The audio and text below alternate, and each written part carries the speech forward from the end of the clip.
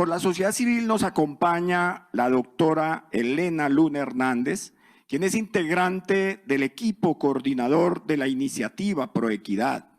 La doctora Elena Luna es abogada de la Universidad de Medellín, magíster y especialista en Derecho Penal de la Universidad de AFIT, candidata a magíster en Derecho Penal y Política Criminal de la Universidad de Málaga en España.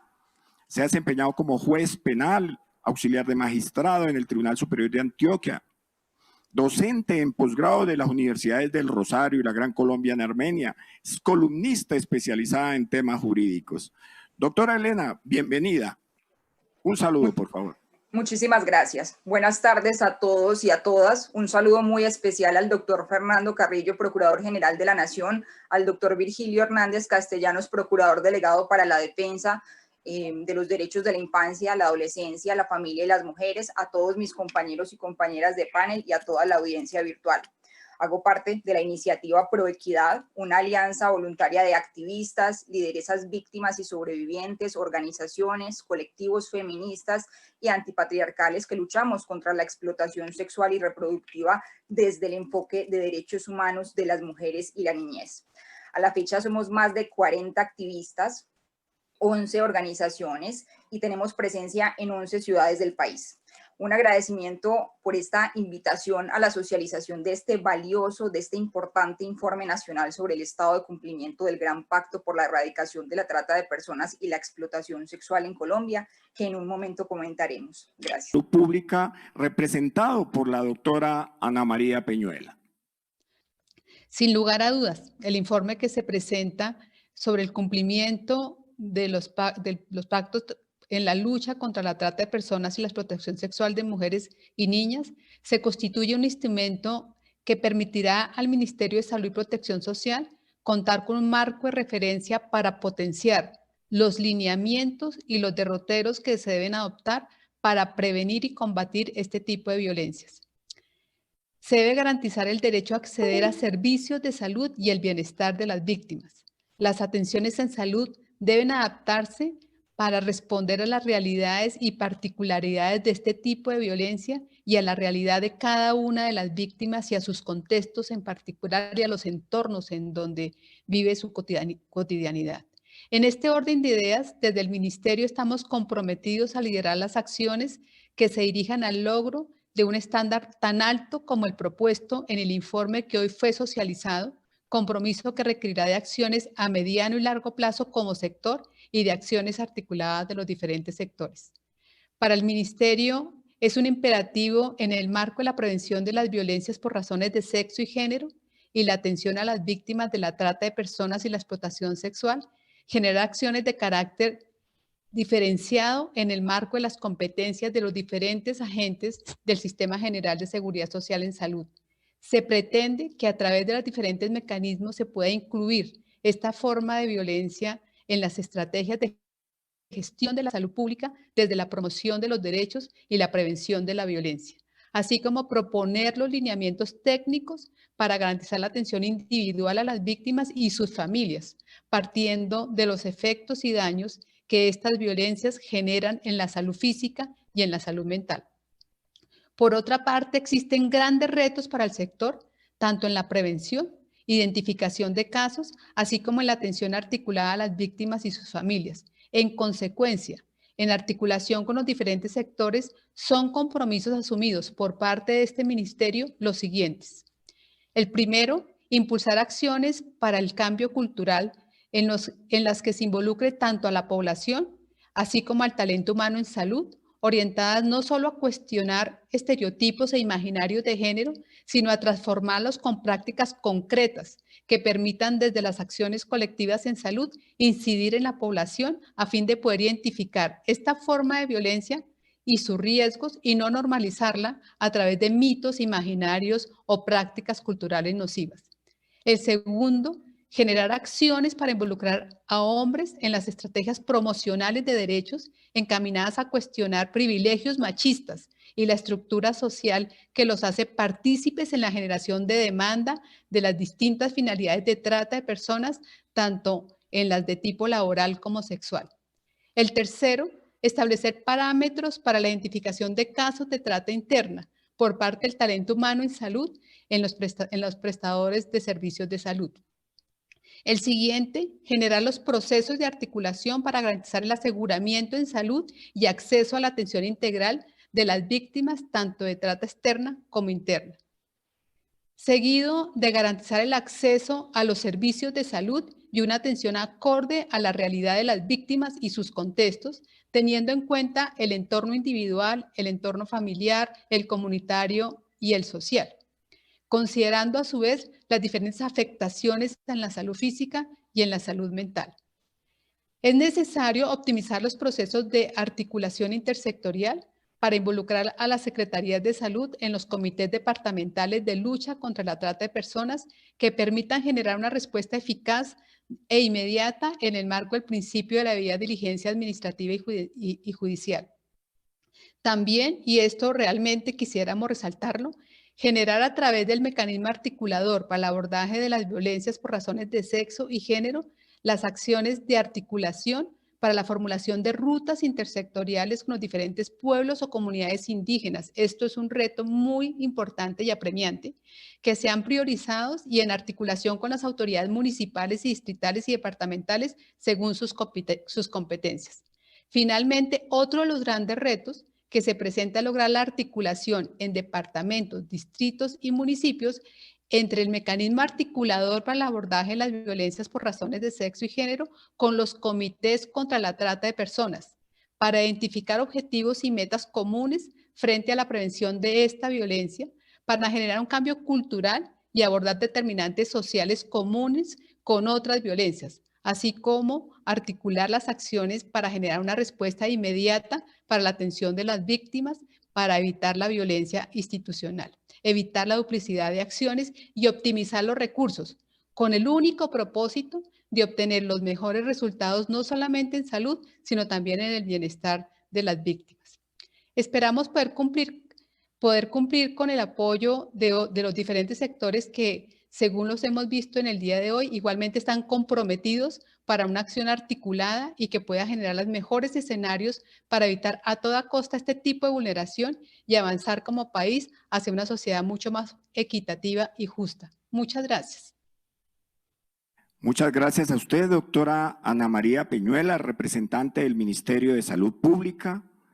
Compartimos con usted su informe acerca de la necesidad de involucrar a los hombres, grandes responsables de la demanda de la explotación sexual en Colombia y en el mundo, de luchar contra los estereotipos y contra el machismo en general, y de articular los esfuerzos de todas las instituciones concernidas para lograr ese propósito que demanda la humanidad y el poder público.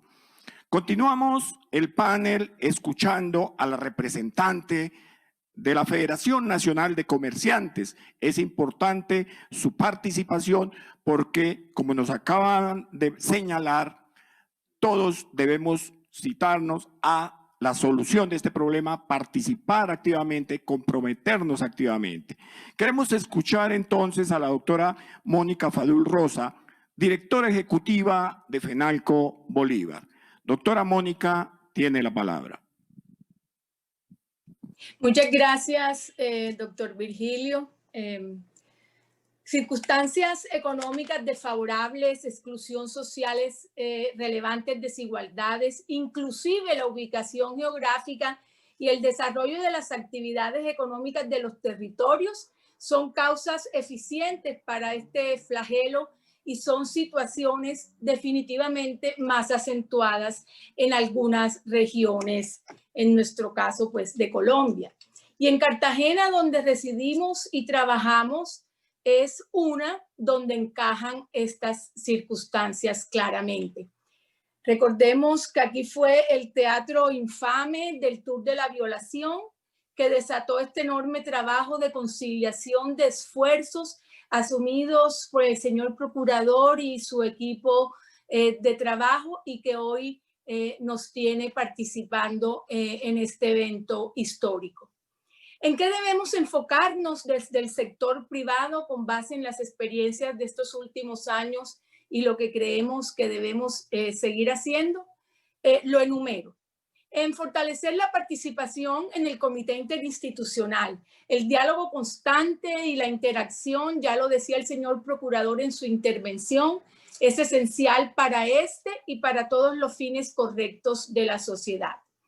Debemos también continuar promoviendo en los sectores con mayor injerencia, con mayor propensión para la vulneración de los derechos y afincamiento de las mafias, la adopción de códigos de conductas y de políticas que promocionen y contribuyan a preservar el sistema de los derechos humanos. Tenemos ejemplos muy valiosos como The Code, el Pacto Mundial, la gestión de la debida diligencia frente al sistema, etc.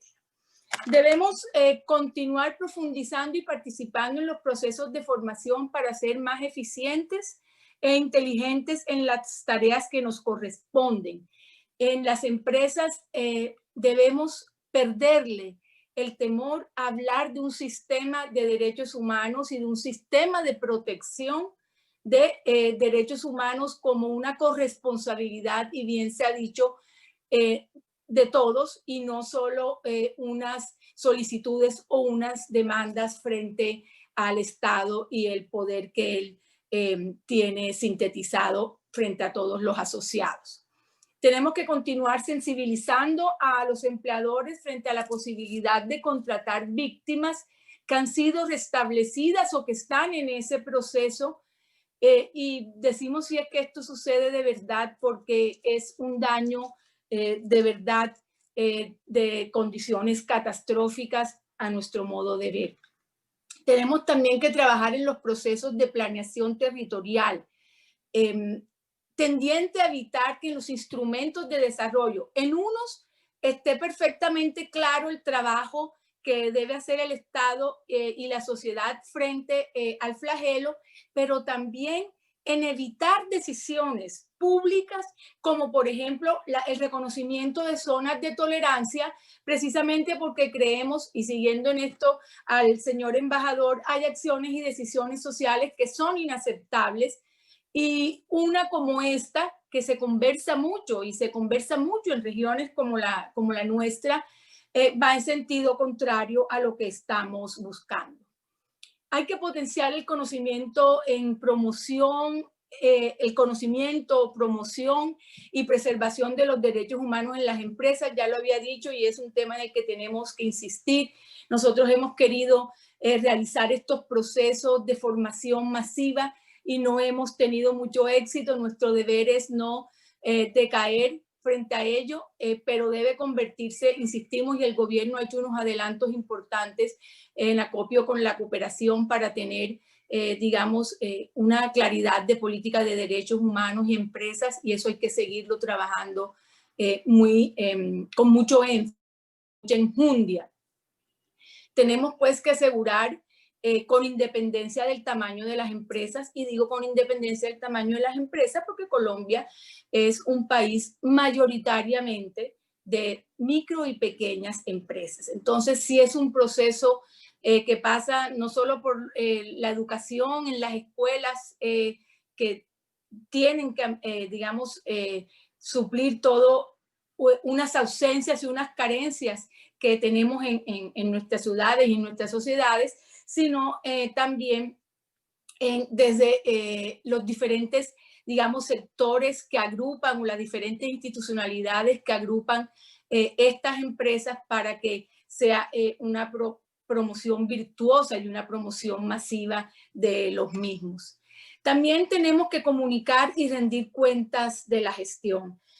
Hoy día las empresas que son mejor reputadas son aquellas que cuentan lo que hacen, que cuentan lo que están haciendo por dentro para lograr verdaderamente tener unos comportamientos no solo legales, sino también éticos. Así que esa es una de las tareas que también tenemos pendientes. Obviamente va asociada con todos los procesos de formación y con todos los procesos, digamos, de referenciación de mecanismos, de procedimientos, de código de conducta, etcétera, que nos ayuden a hacer esta tarea. Porque obviamente esto también necesita método y en eso podemos hacerlo buenamente entre todos, construyendo en estos espacios donde se concilian y se construyen las mejores políticas públicas para el país.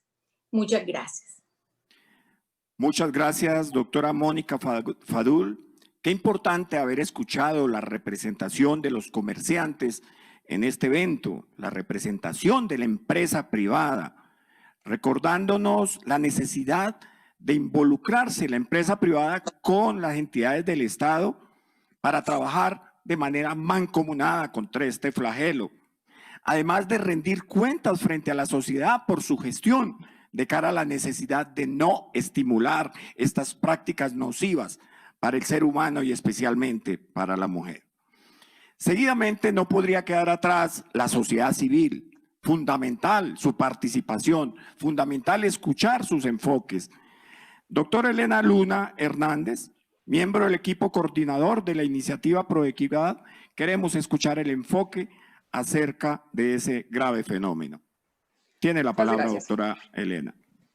Nuevamente un cordial saludo a todas y todos. Sea lo primero reconocer el trabajo que esta Procuraduría ha realizado al ubicar en la agenda pública la necesidad de articular esfuerzos para abolir la explotación sexual en todos sus contextos, entendiendo que esta problemática solo puede ser abordada desde el enfoque de derechos humanos que tiene su base en la dignidad humana como principio, derecho y valor intrínseco de los seres humanos, y que es a su vez criterio interpretativo en el desmonte de estas violencias.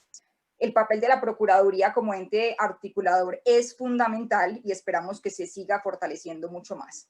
Valoramos el avance que realizó esta Procuraduría en abordar estas violencias, visibilizando a las mujeres y la niñez como poblaciones que tradicionalmente han sido vulneradas en su dignidad y consideradas propiedad o mercancía, lo que se encuentra en el trasfondo de estas violencias. Ahora, debo condensar lo que a través del conocimiento y aportes de cada integrante de esta iniciativa en diferentes escenarios y funciones se ha identificado como el estado actual de la lucha para abolir la trata de personas y la explotación sexual en Colombia. La evidencia es preocupante y el Estado es corresponsable. Uno de los principales desafíos en la lucha contra la trata de personas es crear los marcos legales necesarios para identificar correctamente los casos y contar con mecanismos reales para la prevención de los delitos y para entender y atender a las víctimas. Pese a que Colombia ha suscrito los convenios internacionales contra la trata de personas, de facto continúa siendo un país negacionista de la explotación sexual en todas sus formas, como en la prostitución. Contraria a la percepción general de que la trata implica traslado internacional, en la región este fenómeno afecta mayoritariamente a las víctimas en sus propios países. Es decir, nuestros territorios se han convertido en el origen y destino de las víctimas de trata, lo que deja en evidencia la falta de entendimiento del problema y la apatía de diferentes órganos del poder público para lograr resultados concretos. Esto ocurre por la normalización de las violencias y la normalización de sus causas. Cuando se desliga el tratamiento de fenómenos como la trata y la prostitución, se pierde la capacidad de dirigir esfuerzos institucionales integrales. Esto lleva a que exista una parálisis de las autoridades, sustentada en sus propias omisiones y desconocimiento de la normativa y el enfoque de derechos humanos. Como ha señalado ya esta iniciativa en otras ocasiones, los tratantes y explotadores sexuales buscan lugares en los que se presentan tres factores que aseguran el éxito de su actuar. El primer factor, una población vulnerable, como mujeres violentadas y abusadas, desplazadas por el conflicto armado o la crisis económica. Segundo, una demanda empoderada, es decir, que los hombres adultos, sean nacionales o extranjeros, pues perciban que es su derecho incuestionable pagar por utilizar sexualmente otros seres humanos, particularmente las mujeres, niñas y niños. Y tercero, un destino donde existan antinomias normativas que paralizan las autoridades para investigarlos o judicializarlos, donde los funcionarios no tienen claro si es un negocio lícito o ilícito. Colombia cumple a cabalidad todos los tres factores. En este gran pacto por la erradicación de la trata de personas y la explotación sexual de niños, niñas y adolescentes y sus diferentes capítulos, uno de los compromisos de los y las firmantes es cualificar los sistemas de información existentes para que las cifras sean un dato fiable, desglosados por edad, sexo y datos diferenciales que nos permitan partir de indicadores claros para la elaboración de políticas públicas. Ahora, dichos datos y ese diagnóstico social no se logra si las mismas autoridades emplean eufemismos o son negacionistas y perpetúan la revictimización al negar la calidad de víctimas y normalizar la explotación sexual, que se vende a la sociedad como si fuera un servicio o un mal llamado trabajo sexual o actividades sexuales pagas. Lo que no solo implica que se responsabiliza a las víctimas de su vulnerabilidad y explotación, sino que se confunde la trata de personas con secuestro o se cree que solo es víctima de trata cuando hay engaño. De paso, si las víctimas no son identificadas como tal, tampoco los victimarios. Contrario a los compromisos previstos en este gran pacto nacional, las plataformas TIC y los entornos virtuales son escenarios en los que la explotación incluso se blanquea a través de negocios sin límites claros. La normalización de la prostitución es tal que ahora se extienden nuevas modalidades vía webcam, cuya facilidad para captar mujeres es mayor, pues los límites de la legalidad y lo ilícito son difusos, cuando incluso existen impuestos grabados sobre las víctimas, a la par que los explotadores, tratantes y demanda pueden ocultar su identidad o pasar por empresarios. Sumado a ello, se promueve por parte del mismo Estado la mercantilización de las personas, que como las cifras lo demuestran, son en su mayoría niñas y mujeres. Este modelo negacionista de la explotación sexual en nuestro país está instalado desde los mismos comités de lucha contra trata, que bajo asistencias técnicas reproducen eufemismos de actividades sexuales pagas, niegan el fenómeno de la trata y no identifican a las víctimas. Incluso una de las organizaciones pertenecientes a la iniciativa, Petra Mujeres Valientes, quienes han sido desplazadas del conflicto armado, obtuvieron como respuesta del Estado la permisión para su explotación sexual cuando llegaron a nuevos territorios. Todo bajo el eufemismo de la prostitución como trabajo. En la mayoría de casos, las víctimas ni siquiera alcanzan a llegar a la administración de justicia, pues la fiscalía, los policías y demás autoridades no inician las investigaciones o no identifican las víctimas que no se autodenominan como tales, dejando en ellas la responsabilidad sobre su propia explotación. Y bueno, vemos cómo pues, la fiscalía hoy es la gran ausente. Además, este pacto es una obligación que subyace desde la misma constitución política para entes como la Fiscalía y, sin embargo, en materia de judicialización, persecución y sanción de delitos de explotación sexual y trata, pues las cifras son contundentes y desoladoras. Y para ello podemos hacer un comparativo con lo que nos han expuesto Alica y Lucio López, fiscal de Argentina, y el embajador de Suecia, ejemplos de lo que sí están haciendo otros países y no Colombia. Países como Argentina o Perú nos superan en más de 10 veces a las víctimas que rescatan por años. Ahora, es cierto que se necesita una reforma para facilitar la identificación de víctimas, fortalecer el restablecimiento de derechos y para sancionar la totalidad de la demanda de explotación sexual de niñas, niños, adolescentes y mujeres. Sin embargo, lo que falta no puede ser excusa para que se inaplique y desconozca lo que a la fecha tenemos, o se desatienda parte de las obligaciones internacionales para erradicar y sancionar la trata y todas las formas de explotación sexual. Se está desconociendo la existencia del delito de inducción a la prostitución, así como del delito de trata y la propia definición de explotación sexual que allí se consagra y es clarísima. Las cifras, pues reitero, son elocuentes.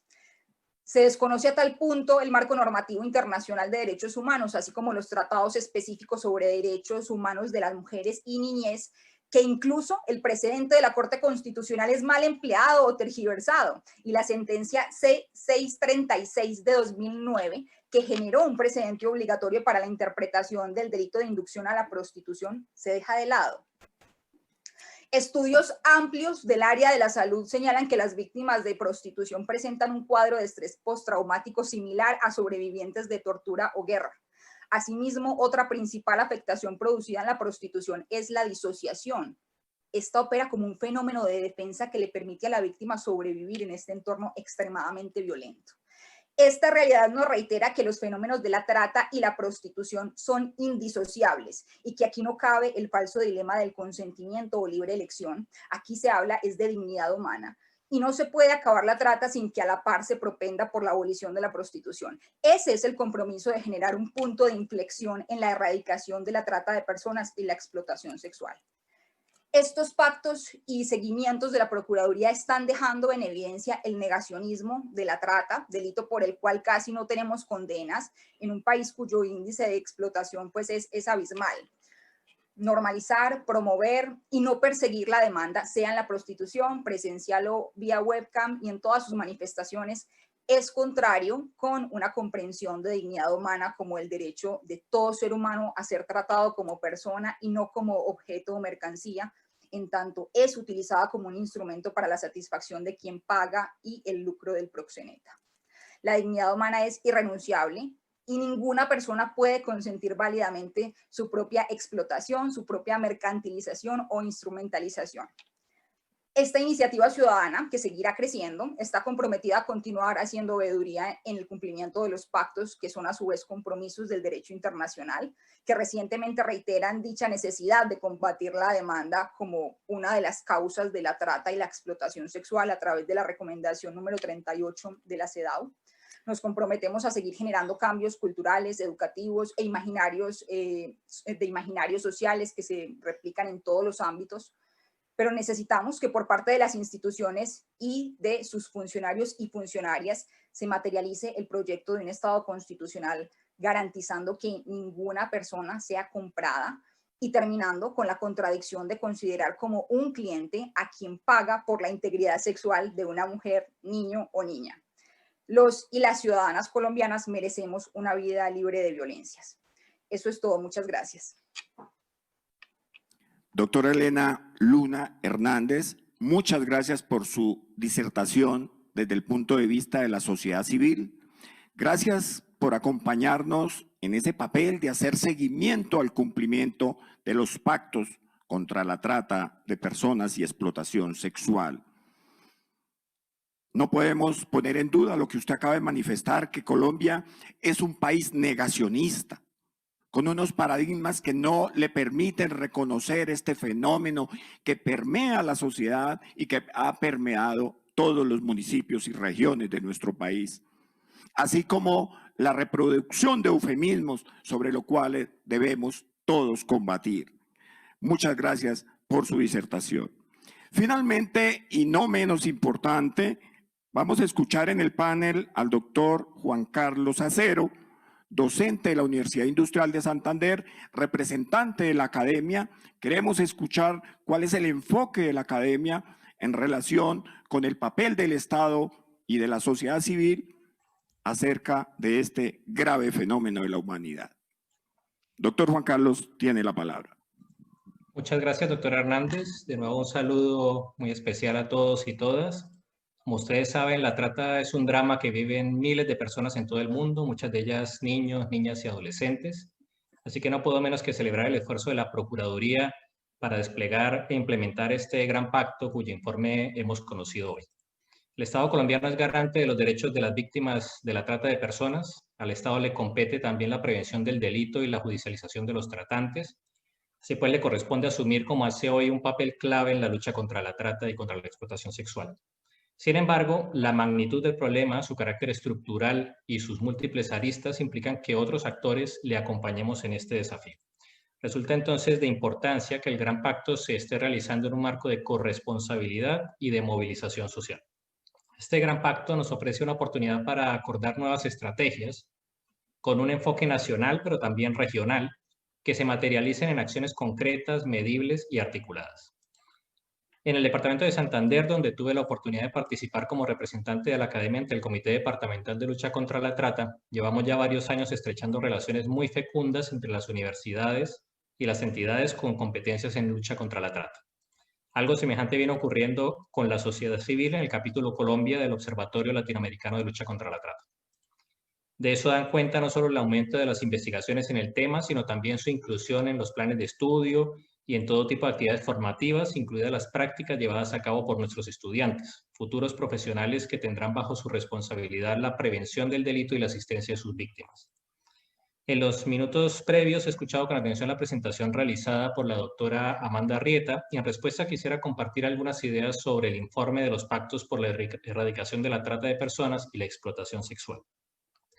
En primer lugar, debo destacar el esfuerzo llevado a cabo por la Procuraduría para elaborar una batería de indicadores para el efectivo control de la actividad desarrollada por las entidades públicas con competencia en la materia.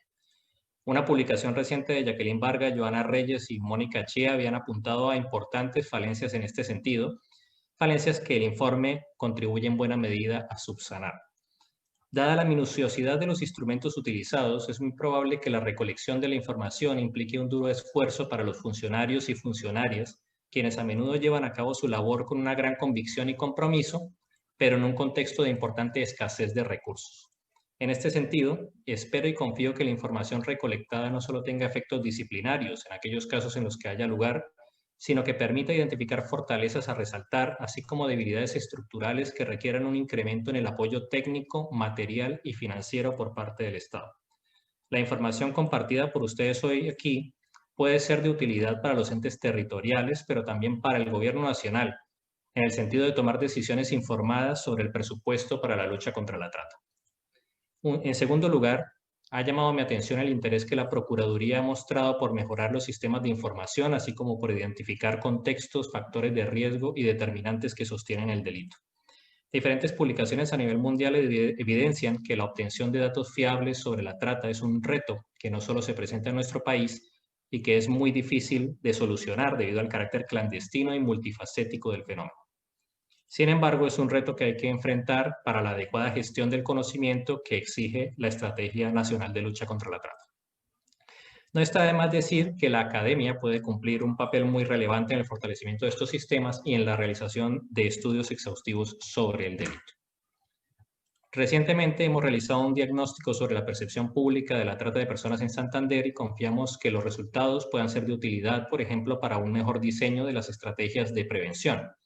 Estas a menudo se llevan a cabo sin establecer de antemano los déficits de conocimiento que se quieren atacar y no cuentan con una evaluación adecuada de su impacto. Este es un tercer aspecto que quiero mencionar aquí. El informe nos presenta más de 3.000 acciones en materia de prevención que llevaron a identificar más de 12.000 víctimas. El 63% de las acciones fueron sensibles al contexto. Sin embargo, los 5 indicadores utilizados son aún tímidos para establecer la efectividad que tienen las acciones para desarticular las condiciones culturales que sostienen la demanda. En este sentido, es necesario refinar nuestra mirada e innovar los procedimientos. Algo semejante podría decirse de la atención y el restablecimiento de derechos. Al respecto, es fundamental conocer qué tipos de intervenciones se están realizando y no solo en el acceso a la justicia. Por ejemplo, en lo que tiene que ver con la asistencia médica y psicológica de las víctimas, es necesario establecer si las intervenciones están basadas en la evidencia y cuáles son sus resultados. En un trabajo de investigación previo detectamos falencias en este último aspecto, al menos en el caso de la atención a sobrevivientes adultas. Entre otras razones, porque el sistema de seguridad social no se distingue por su abordaje diferencial y prioritario de los casos. Se necesita aumentar los esfuerzos de atención especializada, como sugiere el informe, pero también se necesita una labor de control y seguimiento del sistema de salud que asegure la restitución de los derechos de las víctimas y su recuperación psicosocial. Son muchos los aspectos del informe que quisiera seguir comentando, pero por razones de tiempo mencionaré solo un punto más. Es de resaltar que el informe se interese por el seguimiento de los procesos de prevención, atención y judicialización. Esta es otra de las falencias que habíamos identificado previamente a través de la investigación y que me alegra saber que está siendo examinado concienzudamente por la Procuraduría. Esperamos que este logro se acompañe por una presencia de acción contundente de la Procuraduría en los comités locales, con el fin de garantizar su buen funcionamiento. Con relación al seguimiento, creo que también es importante mencionar la limitación que la ley establece a los procesos de asistencia inmediata de las víctimas y la necesidad de revisar los plazos establecidos que resultan insuficientes para su recuperación, un desafío que suele ser de muy largo plazo. Finalmente, deseo comentar que desde la academia continuaremos trabajando desde la investigación y la formación, así como desde la continua apertura de espacios para trasladar a la comunidad y discutir con ella lo que hemos aprendido sobre la explotación sexual y la trata. Confiamos en ser buenos embajadores de este mensaje y poder transmitir a nuestros estudiantes, colegas y directivos un espíritu de repudio contra este delito y una motivación orientada a la erradicación de todas sus formas en nuestra sociedad. En coherencia con ese compromiso, reconocemos el gran valor del informe presentado hoy alentamos sus futuros avances y quedamos atentos y dispuestos a responder a los llamados que la Procuraduría General nos haga en el futuro. Muchísimas gracias. Doctor